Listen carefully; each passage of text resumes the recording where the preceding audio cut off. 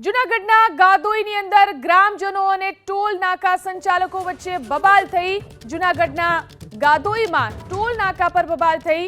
ગામના લોકો અને ટોલ નાકાના સંચાલકો વચ્ચે બબાલ। મોટી સંખ્યામાં ગામના લોકો અહીં ઉમટી પડ્યા। જૂનાગઢના ગાદોઈની અંદર ટોલ નાકા પર બબાલ થઈ।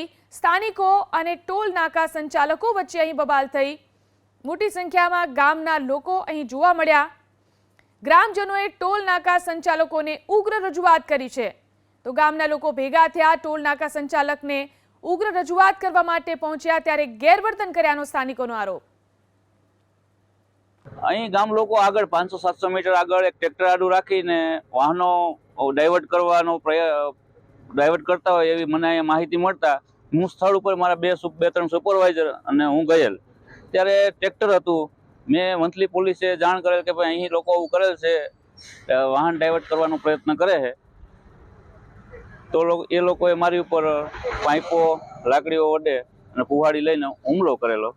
મેં વિધિવત મારા વંથલી તાલુકા પોલીસ સ્ટેશનમાં અરજી કરી દીધી। આ અમારો જાહેર માર્ગ છે। અમારા સગાવાલા આવતા હોય, અમારે ગામમાં 15-20 તો ગાડી છે, એ નીકળતી હોય તો મારા પતિ ઉપર આ ટોલનાકાવાળા આવારા તત્વો આવીને હુમલો કરી ગયા અને મારીને એને પોલીસ ખાતું લઈ ગયું છે।